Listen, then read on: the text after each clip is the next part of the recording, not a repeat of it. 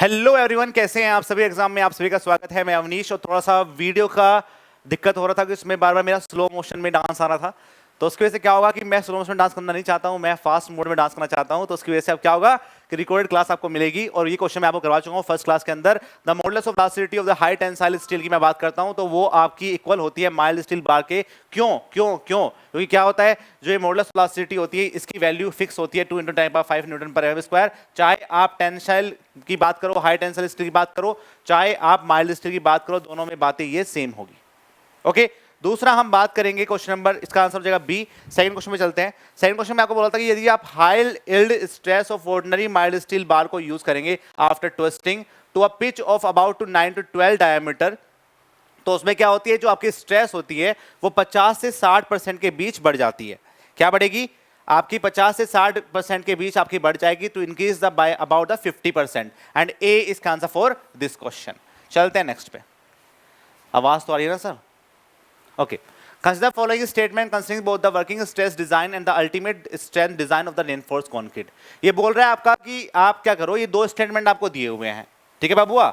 उसमें से आपसे पूछा गया है कि वर्किंग स्ट्रेस मेथड और जो अल्टीमेट स्ट्रेंथ मेथड है जिसको हम बोलते हैं आपका लिमिट स्टेट मेथड, उनमें से इनमें से कौन से अजम्पशंस आपके ठीक हैं, बताओ जरा आंसर। ओके, तो ध्यान रखिए इस बात को। यदि मैं स्टेटमेंट की बात करूं, लिखा गया आपका plane section before the bending remains plane after the bending. देखो ये क्या होता है कि जब हम आपका ट्विस्टिंग करते हैं, तो यदि मैं सिंपल बीम की बात करता हूं तो यदि ट्विस्टिंग हो रही है तो सेक्शन आपका सेम नहीं रह सकता। लेकिन यदि मैं आपका क्या करूं, यदि मैं वर्किंग स्ट्रेस और लिमिटेड स्ट्रेस की बात करूंगा तो हम क्या मानते हैं कि जो प्लेन सेक्शन ये था, ये आफ्टर द बेंडिंग ये सेक्शन आपका यही रहे, मतलब ये लेंथ और ये लेंथ दोनों सेम होनी चाहिए। ये आपका वर्किंग स्ट्रेस मेथड और लिमिटेड स्ट्रेस मेथड दोनों में देखा जाता है। तो क्या है आंसर? फर्स्ट वाला ऑप्शन तो सही है। The tensile strength of concrete ignored of this statement. देखो क्या होता है, यदि मैं आपके टेंसाइल स्ट्रेंथ ऑफ कंक्रीट की बात करूं, अब देखो क्या होता है कि यदि मैंने सेक्शन को यूज किया, अब सेक्शन में मैंने यहां पे क्या लगाया, स्टील मेंबर को लगा दिया। अब क्या होगा कि ये जो स्टील मेंबर है इसमें जो ऊपर से पी लोड आ रहा है उसको झेलेगा, और ये जो मेरे पास कंक्रीट है इस कंक्रीट में भी कुछ ना कुछ टेंशन आएगा। लेकिन क्या होता है, आपको पता है कि कंक्रीट आपका टेंशन में वीक होती है तो टूट जाएगी। इसलिए हम क्या करते हैं, जब भी डिजाइन करेंगे हमेशा जो आपके पास टेंसाइल स्ट्रेंथ रहेगी कंक्रीट की उसको हम इग्नोर मारेंगे, चाहे वो आपका वर्किंग स्ट्रेस मेथड हो चाहे वो आपका लिमिट स्टेट मेथड हो, तो दोनों में ये अजम्पशन आपका सेम रहता है। यदि मैं बात करूं स्टेटमेंट 1 और 2 तो दोनों स्टेटमेंट आपका करेक्ट है, बोथ 1 और 2 आर करेक्ट एंड सी इसका आंसर फॉर दिस क्वेश्चन। सी आपका बहुमूल्य उत्तर है। चलते हैं नेक्स्ट पे। बोला गया आपसे in case of composite construction the effect of creep and shrinkage can be ignored even at the limit state of serviceability can be ignored at the ultimate limit state due to the large inelastic strain. ये क्या बोल रहा है आपका कि यदि मैं composite construction करता हूं, मतलब क्या है कि जिसमें आपने क्या किया है कि कंक्रीट और स्टील दोनों को यूज किया है, तो इफेक्ट ऑफ क्रीप और श्रिंकेज को क्या मैं इग्नोर कर सकता हूं? तो बोला can be ignored even at the limit state of serviceability पे आप इग्नोर कर सकते हैं, या can be ignored at the ultimate limit state due to large inelastic strain की वजह से। मैं ये क्वेश्चन आपको होमवर्क में देता हूं, ये बात ध्यान रखेंगे, होमवर्क का आंसर आपको देना है। दूसरी बात आपको ये बताना है कि इफेक्ट ऑफ क्रीप और श्रिंकेज क्या होता है आपकी बीम के ऊपर, आपकी बीम के ऊपर effect of shrinkage and creep क्या होता है, ठीक है। एंड सी ऑप्शन और डी ऑप्शन भी आपको दिए हुए हैं, उसके हिसाब से आप देख सकते हैं कि आंसर क्या होगा। मैं सबको चाहता हूं, मैं देखना चाहता हूं कि कितने बच्चे क्लास के अंदर प्रेजेंट होते हैं, जवाब देते हैं, ठीक है। हल्के मत लेना, क्वेश्चन अच्छा क्वेश्चन है। The maximum strain in concrete at the outer most compression fibre in the limit state. आपको पता है कि जब मैं आपके स्ट्रेन डायग्राम की बात करता हूं तो स्ट्रेन डायग्राम का लीनियर होता है, और ये आपका क्या है, ये आपका कंप्रेशन वाला पार्ट है, ये आपका टेंशन वाला पार्ट होता है। तो यदि मैं आपके लिमिट स्टेट की बात करूंगा तो ये यहाँ पे जो compression fibre, outer most compression fibre पे जो आपकी स्ट्रेन होती है ये आपका 0.0035 होती है। क्या होगी ये? आपका 0.0035 होती है। और ये तो किसकी वजह से हुई? ये आपकी फ्लेक्सुअर की वजह से होती है, जिसको हम बैंडिंग बोलते हैं। दूसरा आपका ये होता है, ये वाली स्ट्रेन जिसको हम बोलते हैं 0.002, ये क्या होती है? ये आपकी एक्सियल स्ट्रेन की वजह से होती है, एक्सियल लोड की वजह से होती है। तो एग्जाम में यदि दो टाइप क्वेश्चन बनते हैं, पहला क्वेश्चन ये होगा कि यदि आपके आउटर मोस्ट फाइबर पे रहा तो वैल्यू ये रहेगी। यदि पूछे आपसे कि बताओ due to the axial load की वजह से बताओ, तो ये क्या होगा? 0.002 होगा। और यहाँ पे जो वैल्यू होती है वो greater than equal to 0.002 plus के 0.87 FY/ES होती है। ये बात आप ध्यान रखेंगे। तो आंसर क्या है? बोला गया आपसे concrete at the outmost fibre in the limit state of design for a flexure की बात की गई है, मतलब बैंडिंग की बात की गई है। तो आंसर हो जाएगा B, and B is answer for this question. ठीक है, तो गलती नहीं करेंगे, एग्जाम में कई बार क्वेश्चन आपसे पूछा जा सकता है। चलते हैं दूसरे पे। Deflection can be controlled by using the appropriate. देखो क्या होता है, जब भी आपका डिफ्लेक्शन की बात करेंगे तो डिजाइन ऑफ सर्विसिबिलिटी क्राइटेरिया में आता है। डिजाइन ऑफ सर्विसिबिलिटी क्राइटेरिया में आपका डिफ्लेक्शन, क्रैकिंग, ठीक है, क्या आता है, डिफ्लेक्शन आ गया, वाइब्रेशन आ गया, क्रैकिंग आ गया, ये सब आते हैं, वाइब्रेशन और क्रैकिंग आते हैं। तो you have to understand that कि ये सब चीजें पॉइंट आपके आएंगे। दूसरा हम बात करिए कि जो एस्पेक्ट रेशियो होता है, मॉडुलर रेशियो होता है, स्पैन बाय डेप्थ रेशियो। देखो जब भी मैं आपकी डिफ्लेक्शन की बात करता हूं तो डिफ्लेक्शन का हमेशा क्राइटेरिया आपका स्पैन बाय डेप्थ रेशियो देखा जाता है, जिसकी वैल्यू सिंपल सपोर्टेड बीम के लिए आप बताओगे, सिंपली सपोर्ट बीम के लिए बताओगे, कैंटिलीवर बीम के बताओगे, कंटीन्यूअस बीम के बारे में बताओगे। तो उन सब के केस में ये वैल्यू आपकी अलग अलग होती है, उसके हिसाब से हम डिजाइन करते हैं कि स्पैन बाय डेप्थ का रेशियो क्या होगा। ये तब तक ही वैलिड होता है जब तक आपका स्पैन बाय डेप्थ, जैसे हम बोलते हैं कि स्पैन बाय डेप्थ जो रहेगा वो तभी आपका वैलिड होता है जब आपकी स्पैन की लेंथ 10 मीटर से कम हो। 10 मीटर से ज्यादा होगी तो हमें उसको मॉडिफाइड करना पड़ता है। तो आंसर क्या होगा, आंसर हो जाएगा इसका सी, एंड सी इसका आंसर फॉर दिस क्वेश्चन। चलते हैं नेक्स्ट पे।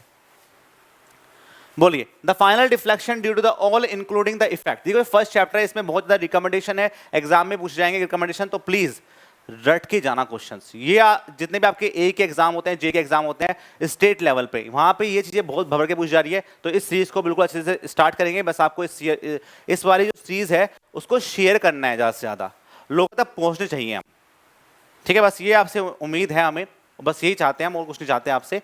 The final deflection due to the all including the effect of temperature, creep and shrinkage and measure from as cast level of support floor, roof and all other horizontal member should not exceed. देखो क्या है कि यदि मैं final deflection की बात करूं, इसमें आपका टेम्परेचर इफेक्ट, क्रीप इफेक्ट और श्रिंकेज इफेक्ट आप टेकन इनटू अकाउंट कर रहे हैं, तो इसमें जो आपका डिफ्लेक्शन क्राइटेरिया रहेगा वो आपका स्पैन बाय 250 होता है, स्पैन बाय 250 होता है, एंड सी इसका आंसर फॉर दिस क्वेश्चन। यदि आप सबके इफेक्ट को लेकर नहीं चल रहे हैं, ठीक है, और बिफोर द कास्टिंग पे बात की जा रही है, तो तब आपकी वैल्यू स्पैन बाय 350 हो सकती है, और वो वैल्यू आपकी 20 mm और span by 300 sorry span by 300 और 20 mm हो सकती है यदि आप बिफोर द कास्टिंग करेंगे। तो आंसर यहाँ पे क्या रहेगा, आफ्टर द कास्टिंग बात की जाएगी। इसमें साइड लोड को टेकन इनटू अकाउंट कर रहे हैं हम, चाहे वो श्रिंकेज हो, चाहे वो आपका क्रीप हो, चाहे वो आपका टेम्परेचर हो। देन आंसर हो जाएगा सी, एंड सी इसका आंसर फॉर दिस क्वेश्चन। चलिए, combination of the partial safety factor for the load under limited state of collapse and limited state of serviceability। अब देखो क्या होता है, जब भी मैं आपके लिमिट स्टेट की बात करता हूं तो हम क्या करते हैं, इसमें पार्शियल ऑफ सेफ्टी फैक्टर को लेके चलते हैं, चाहे वो आपका लोड के लिए हो, चाहे वो आपके पास किसके लिए हो, कंक्रीट की स्ट्रेंथ के लिए हो। अब क्या होता है, जब मैं आपके लोड की बात करता हूं तो ध्यान रखेंगे हमेशा, यदि आप डेड लोड और लाइव लोड दोनों को साथ में लिख रहे हैं, देखो इसकी कुछ हैक्स है वो आपको याद रखेंगे, तो आप इसमें कभी गलती नहीं करेंगे। यदि आपके डेड लोड और लाइव लोड दोनों साथ में आ रहे हैं, ठीक है, तो इसमें क्या होता है, इसमें हम 1.5 से मल्टीप्लाई करते हैं, ये बात ध्यान रखेंगे।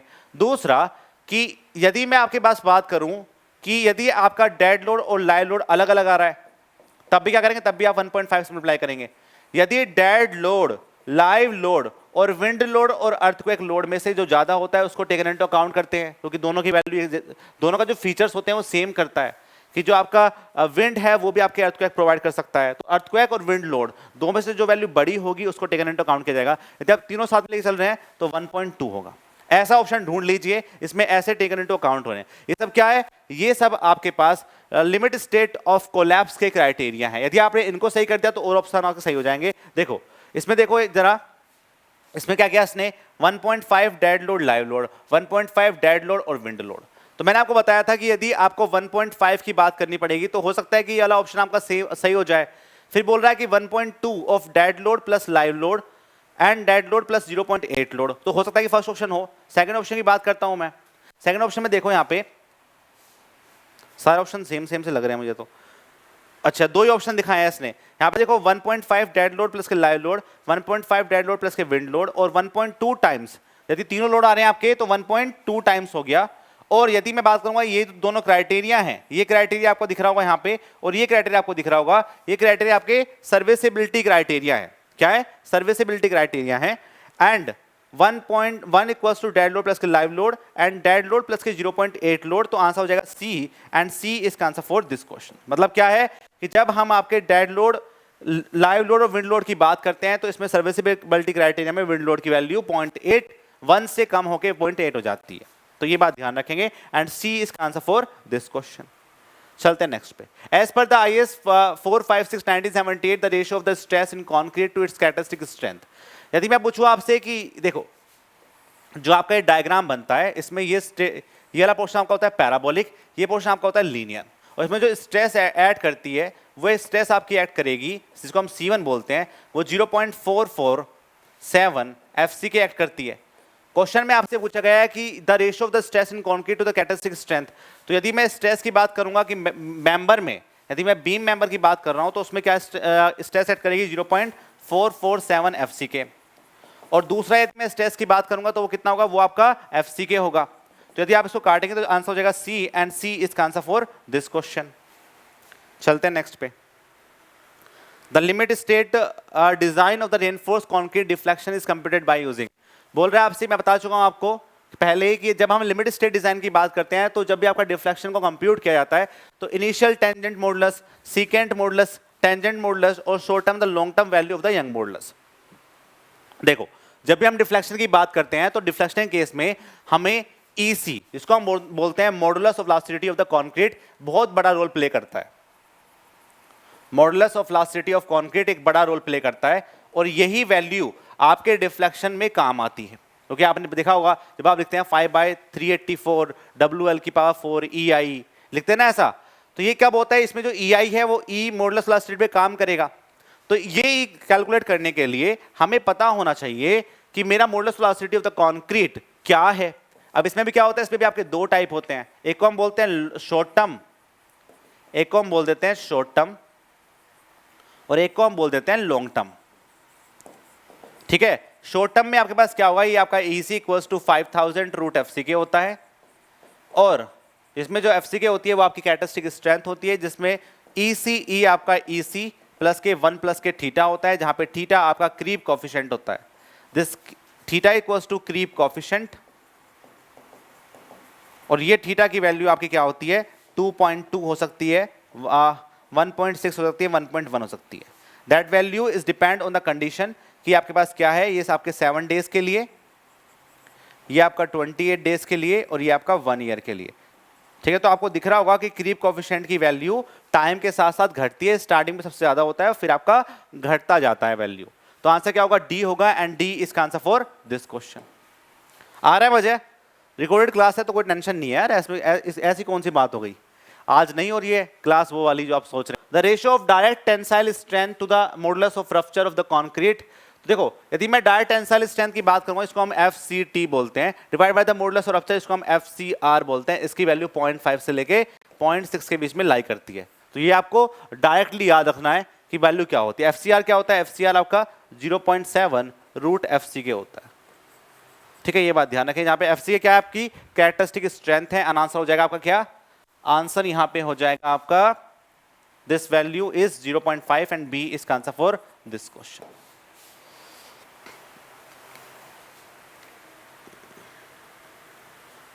नेक्स्ट करिए, partial safety factor for the concrete and steel are 1.5 and the 1.15 respectively because concrete is heterogeneous while the steel is homogeneous।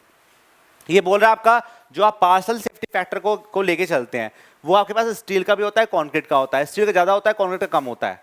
ठीक है, तो मैं उल्टा बोल गया हूं, सॉरी। जब भी आपका बात करूंगा कि कंक्रीट का ज्यादा होता है और स्टील का आपका कम होता है, क्यों होता है ऐसा, ध्यान रखिए इस बात को कि जब हम आपके पास कंक्रीट की बात करते हैं, द पार्शियल सेफ्टी फैक्टर की बात करूंगा फॉर कंक्रीट इज 1.5 होता है, और स्टील केस में आपका 1.15 होता है। आप देख रहे हो कि आप क्या कर रहे हो कि यहाँ पे कंक्रीट में आपका जो फैक्टर ऑफ सेफ्टी ज्यादा है, स्टील में कम है। इसका मेन कारण ये होता है कि जब आपका जो मेंबर है वो आपका कंक्रीटिंग में फेल होगा तो वो आपको मौका नहीं देगा भागने का।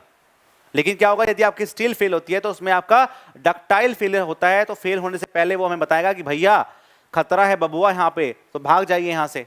तो ध्यान रखें, इसलिए जो control of the quality control है ना, यदि मैं क्वालिटी कंट्रोल की बात करूं तो वो आपके कंक्रीट में अच्छा नहीं है एज कंपेरिजन टू स्टील, क्योंकि स्टील में डक्टाइल फेलियर होता है, जबकि आपके कंक्रीट में कैसा फेलियर होगा, जिसको हम बोलते हैं कैसा, क्रशिंग हो जाती है। एंड बी इज का आंसर फॉर दिस क्वेश्चन। आए बस में, चलते नेक्स्ट पे। As compare to working stress method of design limit state method take the concrete. अब देखो क्या होता है, यदि मैं आपके वर्किंग स्ट्रेस मेथड की बात करता हूं तो वर्किंग स्ट्रेस मेथड के अंदर क्या होता है कि हम फैक्टर ऑफ सेफ्टी तो यूज करते हैं, लेकिन वो पार्शियल से फैक्टर ऑफ सेफ्टी नहीं होता है। ओके हम क्या करते हैं, जो आपका लोड आ रहा है आपके मेंबर पे उसी पे डिजाइन करते हैं। लेकिन जब हम आपके लिमिट स्टेट की बात करते हैं तो लिमिट स्टेट में क्या होता है, हम आपके डिजाइन लोड पे काम करते हैं, इसमें हम पार्शियल फैक्टर सेफ्टी को लेके काम करेंगे। तो ये जो आपका पार्शियल फैक्टर ऑफ सेफ्टी को हम लेके काम करते हैं, इसके हिसाब की मैं बात करूं तो यहां पे क्या हो सकता है कि जब मैंने पार्शियल सेफ्टी फैक्टर ले लिया है, मैंने प्रिकॉशन ले लिया है, तो मैं स्ट्रेस को एक उसके मास्टर क्लास तक लेके जा सकता हूं, उसके हायर लेवल तक लेके जा सकता हूं। तो इसलिए हम बोलते हैं कि यदि आप क्या कर रहे हैं, यदि आप वर्किंग स्ट्रेस मेथड पे डिजाइन कर रहे हैं, लिमिट स्टेट डिजाइन पे, आप स्ट्रेस को उसके क्या हो सकते हैं, उसके हाई स्ट्रेस लेवल पे लेके जा सकते हैं। एंड ए इसका आंसर फॉर दिस क्वेश्चन, ए आपका करेक्ट आंसर है। चलते हैं नेक्स्ट पे। चलिए, if sigma cbc is a permissible compressive stress in flexure compression in newton per mm square in service, the modulus ratio is the of order। पूछ रहा है आपसे, जब आप वर्किंग स्ट्रेस मेथड की बात करते हैं तो उसमें मॉडुलर रेशियो की बात करते हैं। जो आपका m होता है वो m आपका 280/3 सिग्मा cbc होता है। और ये जो सिग्मा cbc होता है ये क्या होता है, ये आपका होता है stress in bending compression, stress in bending compression में जो स्ट्रेस होती है उसको हम टेकन इनटू अकाउंट करते हैं। ओके तो यदि मैं यहां पे बात करूं तो ये सिग्मा cbc आपका आंसर क्या होगा, तो इसमें से कोई भी ऑप्शन मैच नहीं कर रहा है, कोई भी ऑप्शन मैच नहीं कर रहा है, तो मैं इसको मैच करा देता हूं, इसको मैं 3 कर देता हूं एंड ए आपका करेक्ट आंसर होगा दिस क्वेश्चन। ठीक है, और ये जो आपका मॉडुलर रेशियो है ना, ये आपके क्रीप श्रिंकेज को टेकन इनटू अकाउंट करके चलता है पार्शियली, फुल्ली तो नहीं करेगा लेकिन पार्शियली। मॉडुलर रेशियो का मेन काम यही होता है कि श्रिंकेज और क्रैक को लेके चलना मेंबर के साथ। आई बात में सभी को, चलते हैं नेक्स्ट पे। बोलिए, नेक्स्ट क्वेश्चन आपके स्क्रीन पे आ गया और ये क्वेश्चन आपको कई जगह देखने को मिला भी होगा, ये क्वेश्चन आपको कई जगह देखने को मिला होगा। बोला गया आपसे the following statement under reinforced concrete flexure member are deeper or stiffer can undergo a large deflection, which of these statement are correct। देखो जब भी मैं अंडर रेनफोर्स सेक्शन की बात करूंगा तो मतलब ये हुआ कि आपका जो मेंबर है वो क्या हुआ है, वो आपका स्टील में फेल हुआ है, टेंशन में फेल हुआ है, मतलब क्या है, डक्टाइल फेलियर हुआ है आपके मेंबर के अंदर। क्या हुआ है, डक्टाइल फेलियर हुआ है। तो यदि डक्टाइल फेलियर हुआ है तो आपको पता है कि इसको हम ऐसे डिजाइन करते हैं, जब जो भी आपके पास अंडर रेनफोर्स सेक्शन होते हैं उनकी जो डेप्थ होती है वो ज्यादा होती है, डेप्थ ज्यादा रहेगी तो डीपर तो होते हैं। दूसरा हम बात करेंगे दिस स्टेटमेंट आर करेक्ट की बात करूं, can undergo a large deflection. देखो जब भी मैं आपके पास बात करूं, स्टिफनेस और डिफ्लेक्शन दोनों के अपोजिट होते हैं। जिसमें डिफ्लेक्शन ज्यादा होगा वो स्टिफनेस कम होगी, इसमें स्टिफनेस ज्यादा होगी इसमें डिफ्लेक्शन कम होगा। तो ध्यान से सुनो, ध्यान से, कि यदि मैं आपकी बात करूं कि मेरे पास जो डेप्थ है वो ज्यादा है, तो जब मान लो कि मेरे पास क्या है कि एक पी लोड एक्ट कर रहा है कि सिंपल सपोर्ट बीम पे, तो मैं PL³/48 EI कर देता हूं। तो ये जो EI है ना, इसमें जो I है वो BD³/12 होगा। तो डेप्थ यदि आपकी बढ़ गई तो आपके पास जो डिफ्लेक्शन है वो क्या होगा, डिफ्लेक्शन गोज कम हो जाएगा डिफ्लेक्शन। ठीक है, यदि आपकी डेप्थ बढ़ेगी तो डिफ्लेक्शन की वैल्यू कम होगी, क्या होगी, डिफ्लेक्शन की वैल्यू कम होगी। बट क्या है, क्वेश्चन ये नहीं पूछा गया आपसे कि डिफ्लेक्शन की वैल्यू कम होगी या नहीं होगी, but can undergo a large deflection. मतलब ये बोल रहा है कि जब आपके डिफ्लेक्शन की वैल्यू कम होगी तो क्या मैं मेंबर के अंदर डिफ्लेक्शन को बढ़ा सकता हूं, तो we undergoes the large deflection. तो हम क्या कर सकते हैं, आपके डिफ्लेक्शन को बढ़ा सकते हैं। क्या कर सकते हैं, आपके डिफ्लेक्शन को हम बढ़ा सकते हैं, ये पूछा गया है। तो then answer is first and third. तो आंसर हो जाएगा आपका first and third and D इसका answer for this question. D आपका करेक्ट आंसर है, ये बात ध्यान रखें। ठीक है, और डिफ्लेक्शन ज्यादा होगा तो स्टिफनेस हम फिर कम मांगे चलेंगे मेंबर के अंदर। चलिए नेक्स्ट क्वेश्चन करेंगे, लॉन्ग टर्म इलास्टिक मॉडुलस और term of the creep coefficient theta and 28 days characteristic strength is FCK is given by. तो यदि मैं आपके लॉन्ग टर्म इलास्टिक मॉडुलस की बात करूं तो मैं आपको बता चुका हूं कि लॉन्ग टर्म इलास्टिक मॉडुलस क्या होता है। वो आपका होता है EC = 5000 root FCK upon 1 plus के थीटा। अब देख लो आप कौन सा आंसर मैच कर रहा है। तो आंसर कौन सा मैच कर रहा है, आंसर आपका एक ही मैच कर रहा है, आंसर मैच कर रहा है आपका ए एंड ए इसका answer for this question theta equals to creep coefficient. बता चुका हूं आपको, तो अपने आप कर लीजिए आप क्वेश्चन, इसे करिए। दो लिस्ट आपको दी है, list first, list second, the serviceability, shear की, shrinkage and the concrete spalling. ठीक है, तो इसके ऊपर चढ़ गया है, कोई बात नहीं, इसको मैं अलग भी कर सकता हूं वैसे तो। ये लीजिए, ये लीजिए। चलो तो ध्यान रखें इस बात को, यदि मैं देखो सर्विसिबिलिटी क्राइटेरिया की बात करूंगा तो सर्विसिबिलिटी क्राइटेरिया आपके डिफ्लेक्शन को चेक करते हैं, तो ए का तो 2 होगा, ए का 2 होगा। दूसरा हम बात करते हैं शेयर की। देखो शेयर की कहां प्रोवाइड की जाती है, यदि मैं डैम की बात करूं तो डैम में आपके पास shear की ऐसे प्रोवाइड करते हैं हम। ये क्या करता है, जो आपके पास यहाँ से स्ट्रेस आ रही है पानी की वजह से, उसको क्या करता है, उसको ये बैलेंस आउट करेगा, तो स्लाइडिंग को रोक लेता है। तो स्लाइडिंग का मेन पर्पस क्या है, स्लाइडिंग का मेन पर्पस ये होता है कि जो आपके पास मेंबर है वो आपका क्या हो रहा हो, उसी एक्सिस के अबाउट मूव कर जाए, उसको हम स्लाइडिंग बोल देते हैं। उसको रोकने के लिए हम क्या करते हैं, शियर की प्रोवाइड करते हैं। एंड बी का हो जाएगा 1, तो ए का 2, बी का 1, दो ऑप्शन मैच कर रहे हैं, या तो ये या तो ये, दो ऑप्शन कट जाएंगे। बात करेंगे अब श्रिंकेज के, तो श्रिंकेज में क्या होगा, यदि मैं आपके कॉन्क्रीट स्पेलिंग की बात करूंगा तो कॉन्क्रीट स्पेलिंग क्या होती है, उसमें आपका कोरोजन होता है, ठीक है। ये क्या होता है, जब आपके पास मैट्रिक्स मेंबर होते हैं उनमें क्या होगा कि कहीं मान लो कोई कोरोजन हो गया, तो कोरोजन में क्या होगा, मेंबर टूट के गिर जाता है, उसको हम क्या बोलते हैं, कॉन्क्रीट स्पेल बोलते हैं, ठीक है। तो डी का हो जाएगा 4, डी का 4 ऑप्शन है, तो ये ऑप्शन मैच करेगा। एंड बी इसका आंसर फॉर दिस क्वेश्चन, ठीक है। तो श्रिंकेज क्या हुआ, श्रिंकेज के अंदर क्या होती है, आपके मेंबर के अंदर क्रैकिंग हो जाती है, टूट जाता है मेंबर आपका। चलें आगे, चलिए आपको एसएसएन रीजन की बात की गई है। The stress block use in the limit state design method is obtained by testing the concrete cylinder under uniform rate of strain. बोलिए, बताइए आंसर क्या है इस क्वेश्चन का। बोला गया आपसे the stress block use the limit state design method is obtained by testing the concrete cylinder under the uniform rate of strain. बोल रहा है आपसे जो आप स्ट्रेस ब्लॉक को यूज करेंगे इन लिमिट स्टेट डिजाइन में और by testing the concrete cylinder under the reinforce rate of strain. देखो जब भी हम आपके पास क्या करते हैं, लिमिट स्टेट डिजाइन करते हैं, तो जो हम टेस्टिंग करते हैं मेंबर की, वो आपके क्यूब के सिलेंडर बनाते हैं, कॉन्क्रीट सिलेंडर से यूज नहीं करते हैं, क्यूब यूज करते हैं। कॉन्क्रीट जो बनाते हैं वो क्यूब का बनाते हैं, लेकिन जो होता है, जो एक्चुअल कंडीशन होती है आपके फील्ड में, वो सिलेंडर से मैनिफाई करती है, सिलेंडर जैसी आपको दिखती है। तो ये जो फर्स्ट ऑप्शन है गलत है। यदि आपका एसएसएन नहीं गलत हो जाएगा तो रीजन आपका सही मानेंगे हम, और जो आपका ऑप्शन नंबर डी होता है वो आपका करेक्ट मानेंगे कि ए इज रॉन्ग एंड जो रीजन है वो आपका सही है। If a uniform rate strain is not adopted, it is not possible to obtain the descending portion of the stress and strain curve beyond the maximum stress. तो ये बात करते हैं, यदि हम मेंबर, ये जो मेरे पास क्यूब है ना, यदि मैं इस क्यूब को यूनिफॉर्म नहीं मानूंगा तो मेरे पास क्या होगा, जो डिसेंडिंग पोर्शन होता है आपके स्ट्रेन स्ट्रेन कर्व का, उसको मैं बना ही नहीं पाऊंगा। इसलिए क्या करते हैं, इसलिए हम क्यूब को यूज करते हैं। तो ये बात आप ध्यान रखेंगे। चलिए नेक्स्ट क्वेश्चन आपके स्क्रीन पे आ गया है। The limit state of collapse is defined as the acceptable limit for the stress in the material. बोल रहा है आपसे जो लिमिट स्टेट ऑफ कोलैप्स उसका मतलब क्या होता है। लिमिट स्टेट ऑफ कोलैप्स का मतलब ये होता है कि जो मेरे पास मैक्सिमम लिमिट है स्ट्रेस की वो क्या है, पर लेकिन यहाँ पे एक्सेप्टेबल लिमिट की बात की गई है, तो ये आपकी एक्सेप्टेबल लिमिट नहीं होती है। This is not the acceptable limit, this is the value जिसमें हम मैक्सिमम जा सकते हैं, ये आपकी परमिसिबल वैल्यू हो सकती है।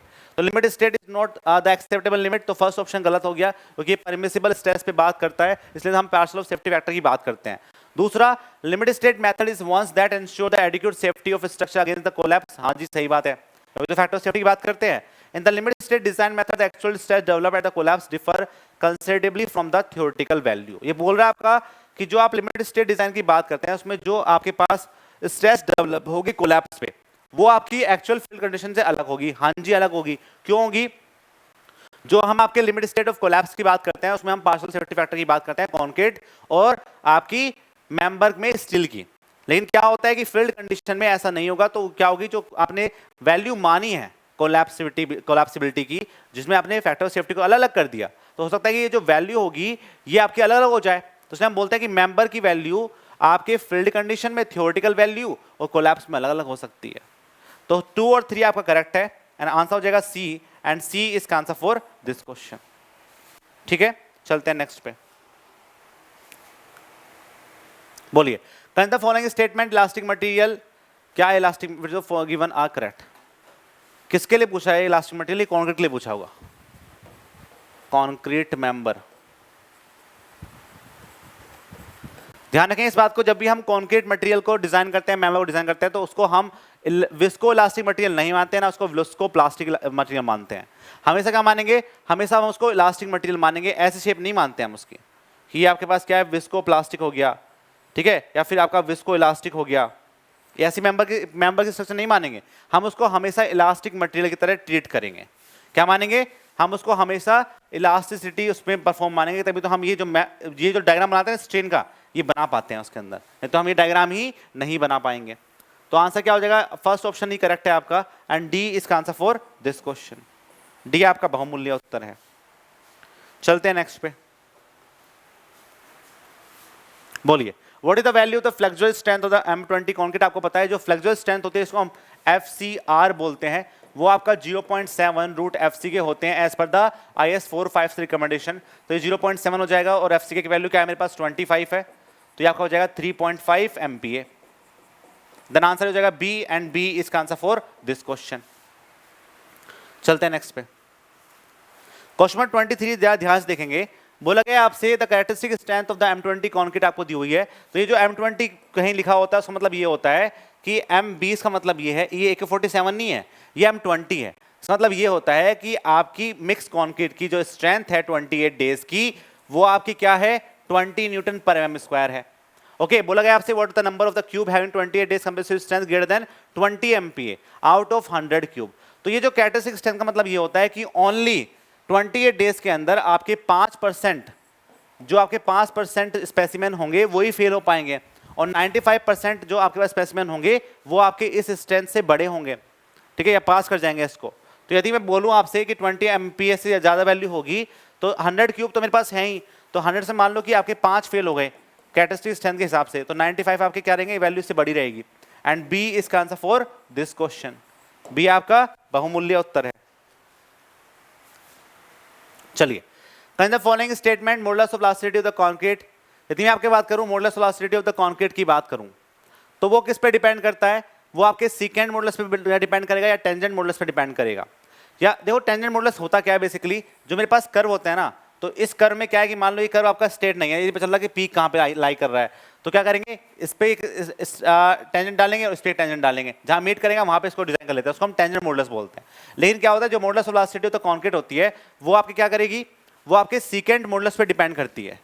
ये सीकेंड मॉडुलस क्या होता है कि जहां पे आपकी जो स्ट्रेस है वो 0.33 FCK आ रही है आपके मेंबर आपके इस डायग्राम में जो स्ट्रेस आपकी 0.3 FCK आ रही है उसके करस्पॉन्डिंग हम आपके मॉडुलस इलास्टिसिटी को कैलकुलेट करते हैं। दूसरा, जो ये आपके पास मॉडुलस इलास्टिसिटी होती है EC, इसकी वैल्यू आपकी होती है 5000 रूट FCK। तो आप देख रहे हो यहाँ पे कुल मिला के जो EC है वो डायरेक्ट प्रोपोर्शनल है किसका, FCK का। तो आंसर क्या हो जाएगा, आंसर आपका हो जाएगा EC इक्वल्स टू FCK। तो first and second and third option आपका सही है, 2 and 3, एंड C इसका answer for this question, C आपका करेक्ट आंसर है। चलते नेक्स्ट पे, बोलिए working stress method of the design for reinforce concrete not limit state design, A serviceability limit state design, a limit state for a crack width and A collapse limit state. बोलिए answer क्या होगा इसका। बोलेगा आपसे जो working stress method होता है design का for reinforce concrete is not a limit state design, A serviceability limit state design, a limit state for a crack width, A collapse limit state. देखो कोलैप्स लिमिट स्टेट की बात एक ही है, limit state एक ही है। Serviceability criteria और limit state ये आपके किसका होता है, ये LSM के क्राइटेरिया होते हैं, सर्विसिबिलिटी क्राइटेरिया, कोलैप्स क्राइटेरिया। तो लिमिट स्टेट ऑफ ये जो ऑप्शन है लिमिट स्टेट आ रहा है सब में, लिमिट स्टेट सर्विसिबिलिटी, तो not a limit state design. तो ए ऑप्शन ए मैं सही मानूंगा, क्योंकि क्या है कि इसमें हम पार्शियल फैक्टर ऑफ सेफ्टी को यूज नहीं करते हैं, एक्चुअल जो वर्किंग लोड हो रहा है उस पर काम करते हैं। तो ऑप्शन नंबर ए आपका करेक्ट रहेगा। चलते नेक्स्ट पे, what is the minimum value of the individual test result for a compressive strength completion required for the concrete M20 as per the codal provision. तो क्या होता है कि मेरे पास क्या होगा कि हम जब चेक करते हैं वो डिफरेंट टाइप के जो मेरे पास कॉन्जिक्यूटिव ओवरलैपिंग हो रही है मेंबर की, कॉन्क्रीट जो स्पेसिमेन होंगे उनकी स्ट्रेंथ को चेक करते हैं, 4 का एवरेज लेके काम करते हैं। लेकिन क्या होगा कि यदि मैं बात करूं, यदि मैं इंडिविजुअल टेस्ट की बात करूं, तो इंडिविजुअल टेस्ट में क्या होता है कि जो मेरा मेंबर होगा यदि वो M15 और से छोटा है तो उसमें जो इंडिविजुअल टेस्ट हो सकती है वो आपका FCK -3 से लेस देन इक्वल टू हो सकती है। ओके, लेकिन यदि मेरे पास M20 ग्रेड रहेगा या उससे ज्यादा रहेगा तो उस वाले केस में जो मेरे पास वैल्यू रहेगी वो FCK -4 हो सकती है। तो ये बोला गया what is the minimum value of the individual test result. यदि आपका M20 ग्रेड है तो जो एक्चुअल स्ट्रेंथ हो सकती है आपके किसमें, स्पेसिमेन में कॉन्क्रीट के M20 ग्रेड के लिए या उससे ज्यादा के लिए वो FCK -4 होती है। FCK मेरे पास क्या है 28 डेज की स्ट्रेंथ है, और 15 डेज के 15 के मेंबर होगा मेरे पास मटेरियल होगा, यदि वो M15 या उससे छोटा है तो उस वाले केस में हम FCK -3 को यूज करते हैं। देन आंसर क्या होगा, आंसर हो जाएगा C, and C is answer for this question as per the new recommendation. बोलिए आपको यहाँ पे लिस्ट दी हुई है, list first and list second, correct use the code given below. बोल गया आपसे जो IS कोड 875 है वो कहाँ पे यूज करते हैं, then this is use for the load calculations. ये लोड्स कौन कौन से हो सकते हैं, यदि मैं IS 875 की बात करूं तो इसमें जो पार्ट 1 होता है वो पार्ट 1 मेरे पास क्या होगा, वो मेरा डेड लोड के लिए होगा, डेड लोड के लिए होगा। पार्ट 2 किसके लिए होता है, पार्ट 2 मेरे पास किसके लिए होगा, this is equals to impose load के लिए होगा, इंपोज लोड के लिए होगा। पार्ट 3 क्या होगा, पार्ट 3 मेरे पास हो जाएगा this is the snow load, या इसको हम बोलेंगे विंड लोड बोल सकते हैं, this is wind load. Part 4 किसके लिए होगा, स्नो लोड के लिए होगा। और पार्ट 5 भी होता है इसमें, इसमें हम क्या करते हैं, स्पेशल लोड लेके काम करते हैं, जिसको हम कंबाइंड लोड बोलते हैं। क्या बोलते हैं, कंबाइंड लोड, कंबाइंड लोड। तो क्वेश्चन नंबर 27 की बात करूं तो IS 875 का 1 और 2 होगा, तो 2 ऑप्शन मैच कर रहे हैं, तो कट गया, ये कट गया, ये बचा और ये बचा। बात करते हैं IS 1343, तो IS 1343 आपका यूज किया जाता है किसके लिए, प्री स्ट्रेस कॉन्क्रीट के लिए, तो बी का हो जाएगा 4। यदि मैं बी के 4 की बात करूंगा तो ऑप्शन नंबर ये मैच करेगा। एंड IS 1893 आपका यूज किया जाता है फॉर द अर्थक्वेक रेजिस्टेंस के लिए, और 3370 यूज करते हैं किसके लिए, द लिक्विड स्टोरेज स्ट्रक्चर के लिए। एंड डी इज का आंसर फॉर दिस क्वेश्चन। ठीक है, तो ध्यान रखेंगे इस बात को। चलते हैं आगे, क्वेश्चन नंबर 28 करिए।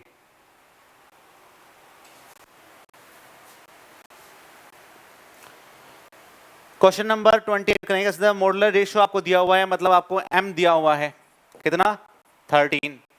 ग्रेड ऑफ कॉन्क्रीट आपको दिया हुआ है, दैट मींस आपको M20 दिया हुआ है। And what is the ratio of the balance depth to the neutral axis as per the working stress method to the balance depth to the neutral axis as per the limit state. मतलब क्या है कि working stress method में जो आपके पास neutral axis की depth आती है वो उसका रेशियो पूछा है आपसे, और जो लिमिट स्टेट में आपके पास जो डेप्थ आएगी उसका रेशियो पूछा है आपसे। तो आपको क्या होता है, यदि मैं आपके पास वर्किंग स्ट्रेस मेथड की बात करूं, when we have work on the working stress method की बात करता हूं, तो ये क्या होगा, ये मेरे पास XU बाय D की वैल्यू क्या होती है, MC अपॉन MC प्लस के T। ये जो C और T है ये क्या होते हैं मेरे पास, ये C और T हम जो डिस्क्राइब करते हैं वो वर्किंग स्ट्रेस पे काम करेंगे, लेकिन ये क्या है, ये अब आपका M20 ग्रेड और 415 जो होते हैं वो LSM के होते हैं। तो यदि मैं इसको C में बात करूं तो ये आपका हो जाएगा 7 न्यूटन पर mm स्क्वायर। ठीक है, और 415 क्या हो जाएगा, यदि मैं आपका T की बात करूं जो स्ट्रेस मेरी रहेगी वर्किंग स्ट्रेस, वो क्या हो जाएगी, वो मेरा 230 न्यूटन पर mm स्क्वायर हो जाएगी। कुछ ही करना, आपको डिवाइड दे देना इससे। ठीक है, डिवाइड दे दी इसके फैक्टर ऑफ सेफ्टी से। तो अब क्या करेंगे, अब यदि मैं XU बाय D की बात करूंगा, मेंबर मेरे पास का ये है 13, ओके, और ये मेरे पास C हो जाएगा कितना 7, तो 13 इंटू 7 प्लस के 230, और ये वैल्यू आपकी आएगी 0.234 D के 0.234। ठीक है, और यदि मैं आपके पास LSM की बात करूं तो XU की वैल्यू यदि मैं Fe415 की बात करूंगा तो वो क्या आएगी 0.48 D आएगी। तो यदि आप इन दोनों का रेशियो लेंगे, इसको मैं 1 मानता हूं, इसको मैं 2 मानता हूं, तो XU1 अपॉन XU2 लेंगे तो ये वैल्यू क्या आएगी आपकी, that value is 0.234 divide by 0.48 D। आप देख लीजिए कौन सी वैल्यू आ रही है, then that value is correspondingly 7/12 and C is का आंसर फॉर दिस क्वेश्चन। तो ऐसे क्वेश्चन भी आपके एग्जाम में पूछे जा सकते हैं। भाई साहब ये क्वेश्चन बड़े इंपॉर्टेंट है, हर टॉपिक के लिए इंपॉर्टेंट है, और कॉन्सेप्ट क्लियर होते हैं इन चीजों से, चाहे एग्जाम में ऐसे ऐसे ना भी आए। तो समझ रहे हो मेरी बात, बस समझ जाओ। तो मैं इसको इधर कर लेता हूं।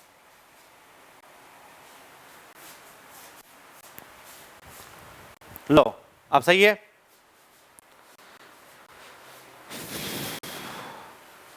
क्वेश्चन नंबर 29 में आपसे बोला गया है कि आपको मैच लिस्ट करनी है फर्स्ट एंड सेकंड।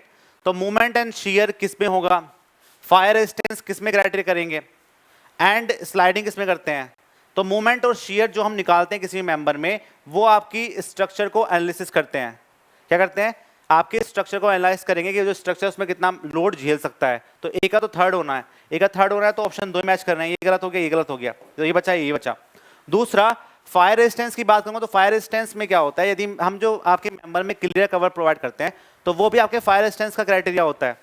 तो क्या करता है बेसिकली, वो आपके मेंबर के अंदर ड्यूरेबिलिटी क्राइटेरिया लाता है कि आपका जो मेंबर है उसमें कोरोजन ना हो, ज्यादा दिन तक चल पाए। तो सब क्या होते हैं, ड्यूरेबिलिटी क्राइटेरिया होते हैं। एंड बी का हो जाएगा 1, बी का 1 हो जाएगा, तो ऑप्शन ये मैच कर रहा है एंड डी इसका आंसर फॉर दिस क्वेश्चन। ठीक है, स्लाइडिंग क्या होगी, स्लाइडिंग में आपको बता चुका हूँ। स्लाइडिंग से आपके पास क्या आएगी, स्लाइडिंग क्राइटेरिया क्या होगा, स्लाइडिंग को रोकना है तो आपको स्टेबिलिटी चेक करनी पड़ेगी। और स्पैन बाय डेप्थ रेशियो हम चेक करते हैं deflection of the limit state, ये आपको पता है। एंड डी का 4 होगा, तो डी इसका मतलब क्या है कि जो आपका पीटी लिमिटिंग होता है वो आपका होता है 41.38 FCK अपॉन FY इनटू एक्सट्री लिमिटिंग बाय डी। अब देखने में तो लग रहा है कि ये डिपेंड कर रहा है FCK, FY और एक्सट्री लिमिटिंग और डी, मतलब क्या है ज्योमेट्रिक डिजाइन में डिपेंड कर रहा है। लेकिन जो एक्सट्री लिमिटिंग बाय डी की वैल्यू होती है वो आपकी क्या होती है 0.0035 अपॉन 0.0055 प्लस के 0.87 FY बाय ES। तो दैट मीन्स कि ये जो एक्सट्री लिमिटिंग बाय डी की वैल्यू है वो इस पे डिपेंड करेगी। तो आप एक काम करिए कि इसकी वैल्यू को यहाँ पे पुट कर दीजिए। तो मतलब क्या हुआ कि जो परसेंटेज ऑफ स्टील सेक्शन होता है वो डिपेंड करता है FCK पे डिपेंड करेगा, FY पे डिपेंड करेगा, ओके। और दूसरा आपका जो डिपेंड करेगा वो इस पे डिपेंड करेगा, ES पे डिपेंड करेगा। तो FCK पे डिपेंड कर सकता है, FY पे डिपेंड कर सकता है और ES model of solidity of the steel पे डिपेंड कर सकता है। लेकिन कभी भी आपकी ज्योमेट्री ऑफ द सेक्शन पे डिपेंड नहीं करेगा। तो 1 2 3 ऑप्शन सही है आपके and D is answer for this question. D आपके करेक्ट आंसर है, ओके। चलिए चलते हैं नेक्स्ट पे।